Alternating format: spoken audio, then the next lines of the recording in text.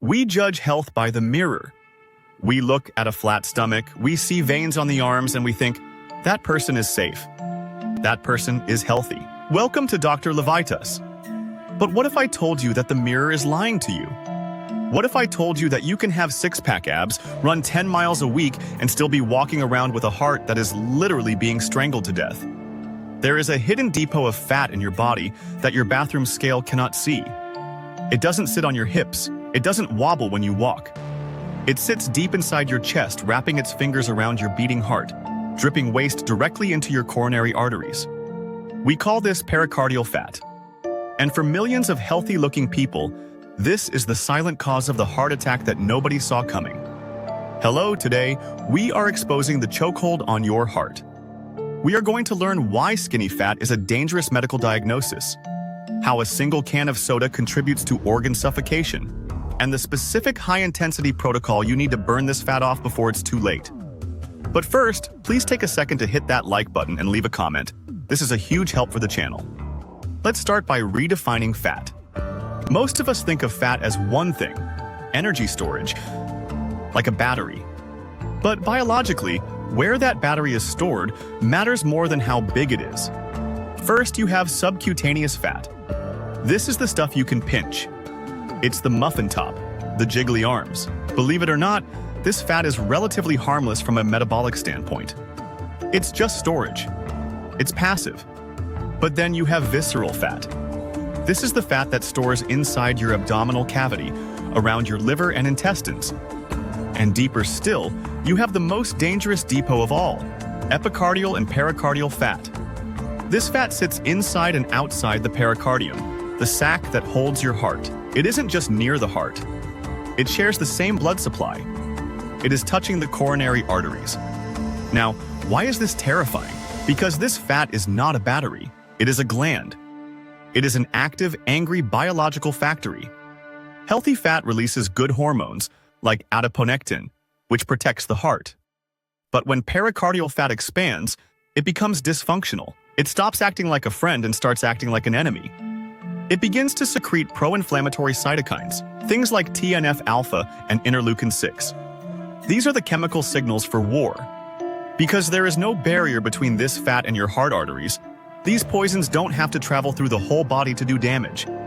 They diffuse directly through the vessel wall. We call this Vasocrine Signaling.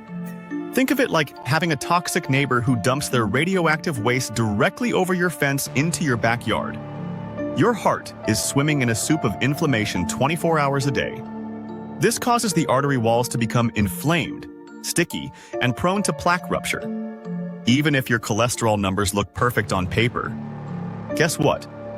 This brings us to the most deceptive body type in modern medicine, the TOFI. Thin outside, fat inside. We often assume that only overweight people have fatty hearts. This is statistically false. You can have a BMI of 22, perfectly normal weight, and have dangerous levels of pericardial fat because your genetics determine where you store your surplus energy. Some people have excellent subcutaneous expandability. When they overeat, their body happily builds new fat cells under the skin. They gain weight visibly, but their organs remain relatively clean. They are fat, but fit. The TOFI individual is different. Their subcutaneous fat storage is limited.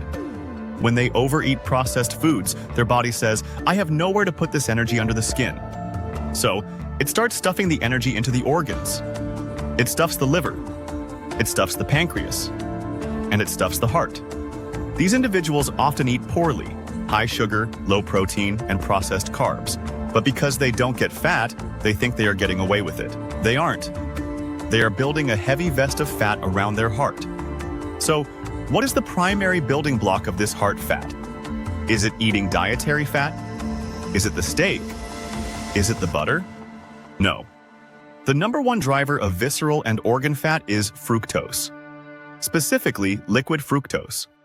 When you drink a soda, or a fruit juice, or a high fructose energy drink, you are ingesting a sugar that is unique. Glucose can be used by every cell in your body. Your muscles use it, your brain uses it. Fructose can only be processed by one organ, the liver. When you chug a soda, a massive tsunami of fructose hits the liver all at once. The liver cannot burn it all for energy. It becomes overwhelmed. So it activates a pathway called de novo lipogenesis. That is fancy science talk for making new fat. The liver turns that sugar directly into fat. First, the liver gets fatty. Then, as the liver runs out of space, that fat spills over. It travels to the pancreas. It travels to the kidneys. And it travels upward, depositing around the heart. A study published in the Journal of Nutrition showed that daily consumption of sugar-sweetened beverages was directly linked to an increase in visceral adipose tissue volume. You are literally drinking your way to a choked heart. Okay, doctor, you've scared us. We know it's there. We know sugar put it there. How do we get it off? Can you jog it off? Can you walk it off? Probably not. Visceral and pericardial fat are stubborn. They have different receptors than subcutaneous fat. To mobilize them, to unlock the door and let the fat out, you need a massive hormonal signal. You need catecholamines, adrenaline and noradrenaline.